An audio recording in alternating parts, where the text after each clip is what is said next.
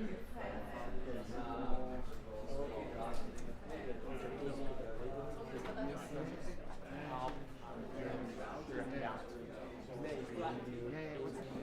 you get a mic check? Hi, I'm Nicky. Welcome to Alfa. Life is busy. Every day we ask so many questions. What should I wear? What's the weather going to be like? What's happening today? How am I going to fit everything in? But then there are those bigger questions. Like, why am I here? Where am I heading? Is this it? Is there more to life than this? These are life's big questions, but there's rarely enough time to think them through properly. We all have different perspectives on the meaning of life and faith, and Alfa is an opportunity to explore life's big questions. This is a great place to come together and talk about them openly and honestly. I'm Gemma. I'm Toby. And this is Alfa.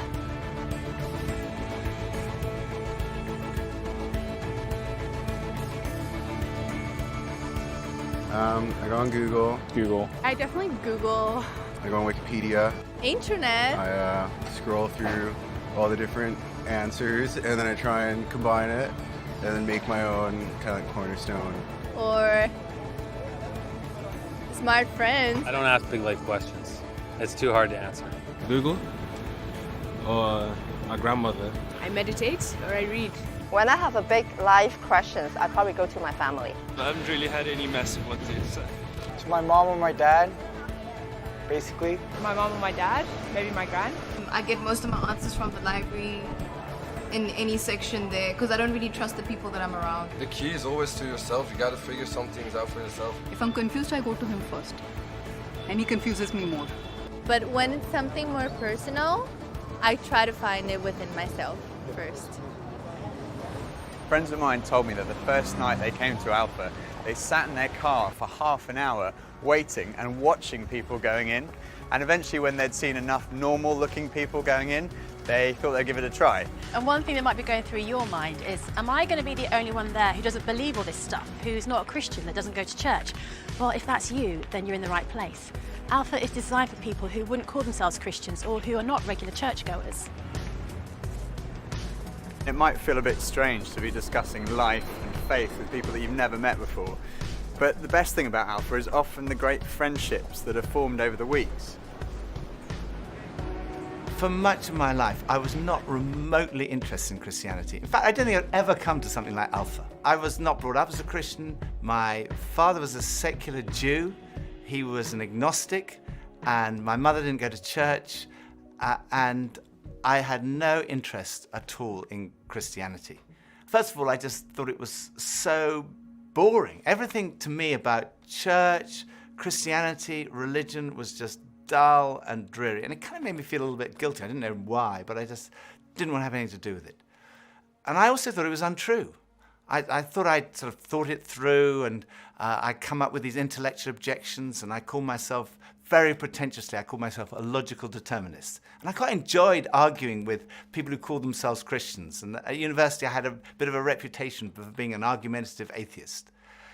And I also thought it was irrelevant to my life. I couldn't see how someone who'd lived 2,000 years ago, 2,000 miles away, could have any relevance to my life today. It just seemed outdated and irrelevant. But at the same time, looking back now, I would say something was missing. I say that because I don't think I was living in the moment. I was always looking forward to the next thing in life. So when I was at school, I was thinking, when I finish my exams, maybe that will be when I'm going to really start to enjoy life. I finished my exams, and then after about 3 weeks, I started to think there's got to be more to life than this. And I thought, well, maybe when I've left school, that will be what life's all about.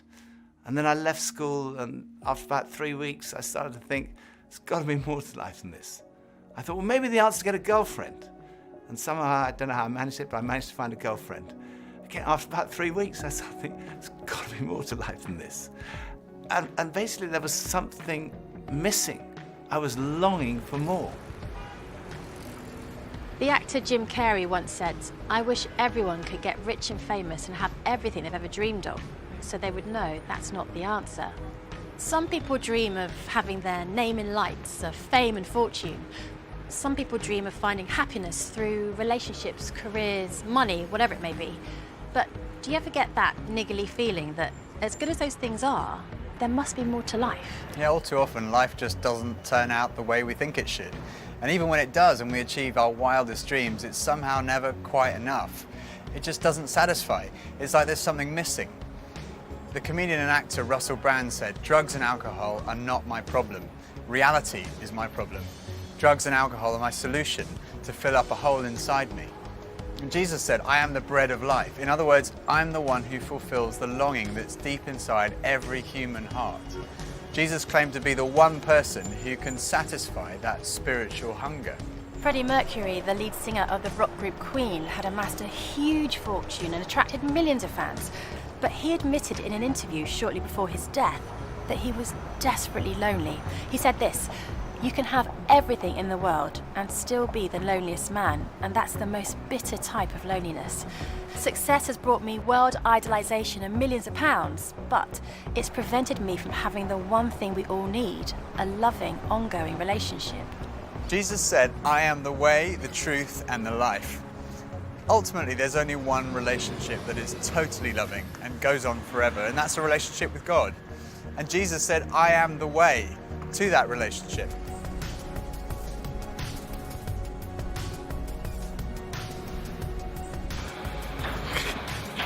Maybe money?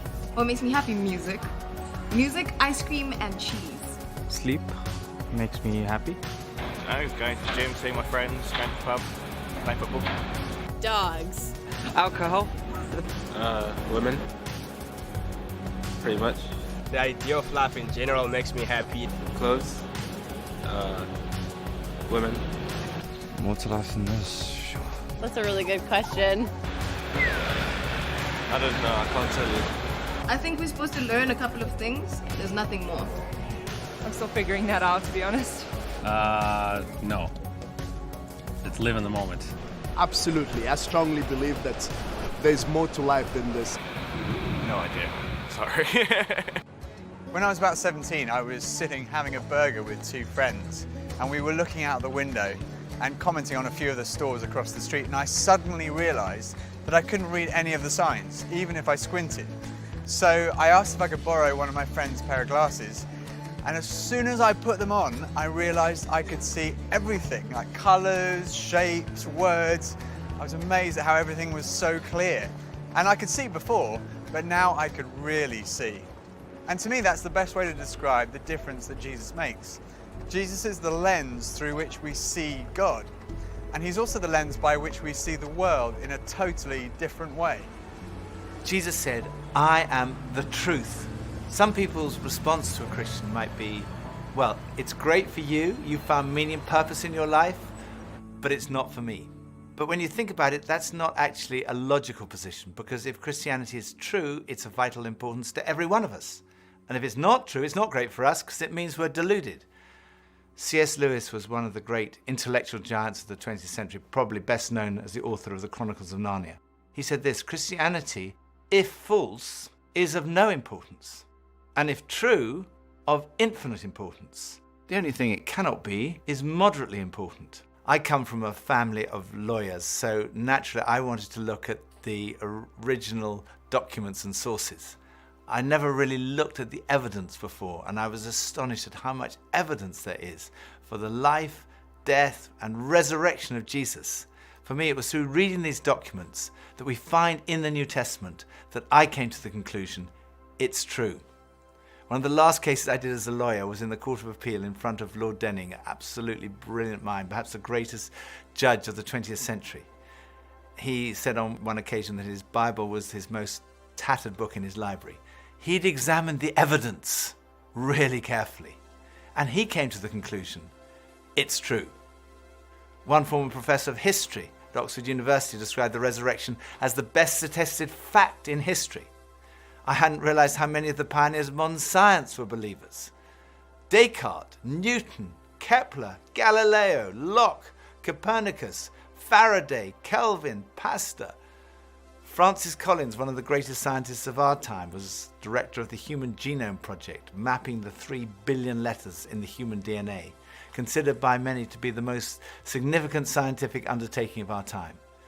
He describes how he encountered Jesus and came to believe in the truth of Christianity.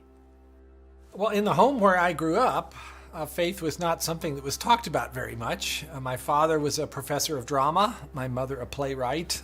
When I went to college and those discussions in the dorm late at night about religion began to occur, I had no particular reason to attach value to a faith system. It had never been something I was familiar with or had internalized at all.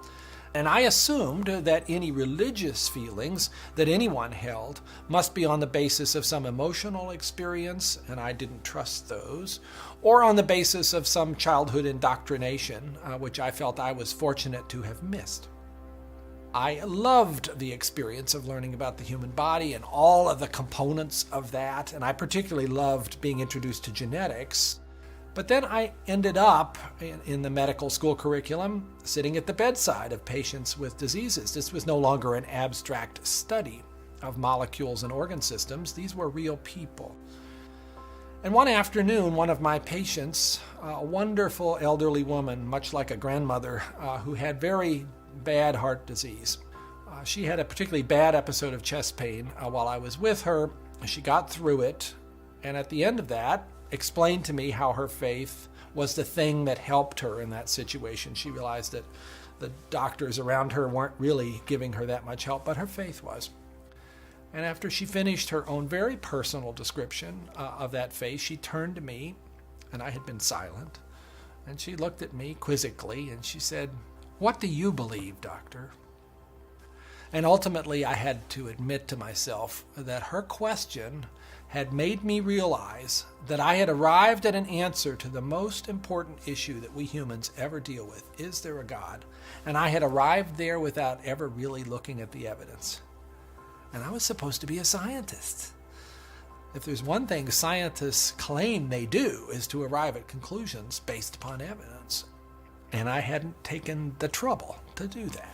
I was greatly assisted by a pastor who lived down the road, who I went and asked about all this, and who gave me a copy of C.S. Lewis's wonderful book, Mere Christianity. Because here was an Oxford scholar, a prodigiously developed intellect, who had traveled the same path. Within those pages, I realized for the first time that one can come to belief on a rational basis, and that in fact, given the many pointers that one sees around oneself in terms of the universe and it having a beginning, and its fine-tuning in terms of the way in which all those constants that determine the behavior of matter and energy seem to have been set just in a certain very precise range to make life possible, and many other things, including my beloved mathematics and why they actually work anyway to describe the universe, something that makes you think the Creator must have been a mathematician. That brought me then to the person of Jesus Christ as a person who was historically extremely well documented. That was news to me. I thought Christ was as much myth as history, and I realized after reading more about it, this was a historical figure upon which we have a great deal of evidence for his existence and his teachings, and even his rising from the dead in a literal way. That day at my patient's bedside started a journey for me, a journey that I was reluctant to begin, but I felt I needed to, a journey that I thought would result in strengthening my atheism, but to my surprise, resulted in my conversion. There's a difference between knowing facts about someone and really knowing them personally. Now, I've known my husband Phil for 3 years now, but suppose if before we met, I found him on a website called The Amazing Man.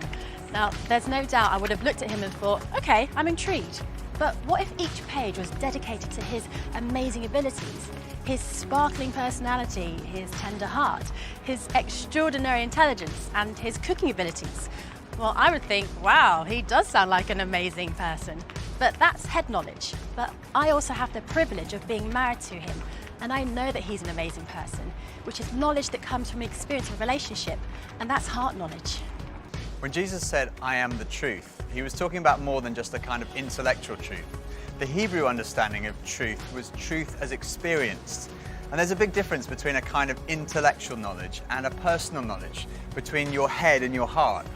So when someone says, I know Jesus is the truth, they're not just talking about being convinced of the evidence, they're also talking about experiencing a relationship with the risen Jesus Christ. So Jesus said, I am the way, the truth, and lastly he said, I am the life. I have come that you may have life and have it to the full. Jesus came to deal with the things in our lives that stop us from enjoying life to the full, the things that spoil our lives. I hate shopping. I loathe it. I think I'm allergic to shopping.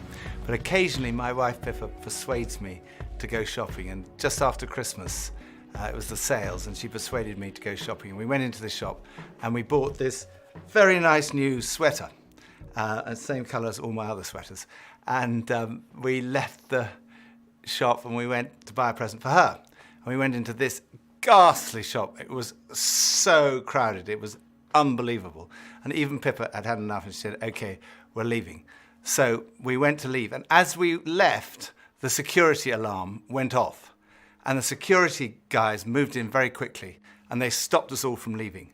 And like the crowd that was trying to leave was stopped, and the crowd that was trying to come in was stopped. And we were there right in the middle. The 6 of us who were going through the security at that one time were all taken off and sectioned off from all the rest. And they wanted to see which one of the 6 of us had set off the alarm. So they sent one of them through, and that was fine. They obviously hadn't set it off. Then they sent the next one through. They obviously hadn't set it off. Then the 3rd, then the 4th. None of them set it off. So it was left with Pippa and I were standing there, and I thought, oh my goodness, I'm married to a shoplifter. It must be Pippa who's got set off the alarm. So they sent her through, and she didn't set it off. So I thought, oh my goodness, I've obviously got something. Someone must have planted something on me. I'm going to be arrested. I'm going to be sent to prison. All the crowd were watching, both sides. They were just watching this criminal who'd been caught going through. So they went through, and as I went through, the alarm went off. They took me to the side. They opened up my rucksack on my back, and there they found this sweater from the other shop with the tag still on it. I felt so guilty.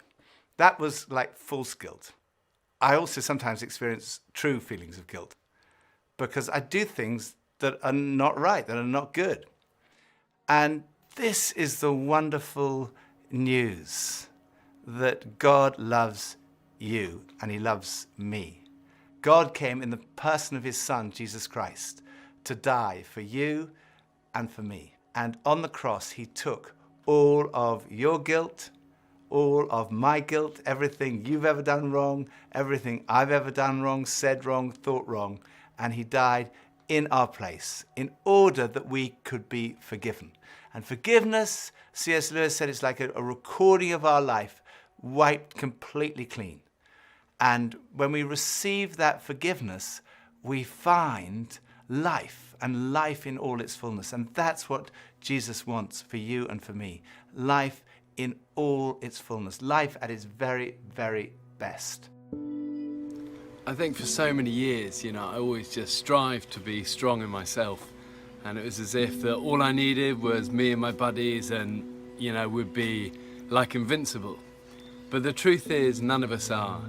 And I don't want to do this thing called life. I don't want to do it on my own. And it kind of feels like my longing for this light inside is now stronger than my fear of what others might think. And people often ask, well, doesn't that make faith like a crutch? And, well, maybe, but, what does a crutch do? A crutch helps you stand, and it makes you stronger. And in that case, sure, I need a bit of that. But especially when it's so much more than that. When this faith inside is also like a backbone, helping me stand tall and helping me be strong when I'm really up against it, facing those odds, whether it's on a mountain or stuck in some jungle or just dealing with the storms, with the storms of life. Sure, I need it. I need that. But at heart, my Christian faith says that I'm known to Christ, bought at a price, blessed with light, Faith says that we're loved regardless of our mess, regardless of how many times we fall down, and that Jesus somehow picks me up. And sure, you know, I'll reach out to that. Why wouldn't I? I used to think Christianity was boring, untrue, and irrelevant. But when I read about Jesus, I realized he was anything but. Jesus said he's the way to God. He's the one who brings meaning and purpose to your life. He said he's the truth. He said he's the life, that true fulfillment is found in a relationship with God through him.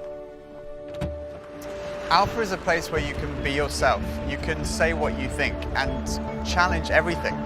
No question is too complex or too simple. And what your point of view is as important as anyone else's. And over the weeks ahead, we are going on a journey together, an adventure to explore the questions of life, faith, and meaning. Think of it this way. If you live to be 70, you're going to spend 20 years and 3 months asleep, 10 years and 5 months watching TV, 5 years and 9 months in some form of transportation, 7 years and 6 months eating and drinking. You have approximately 570,000 hours left to live. So why not spend less than 24 of them asking life's biggest questions? Welcome to Alfa.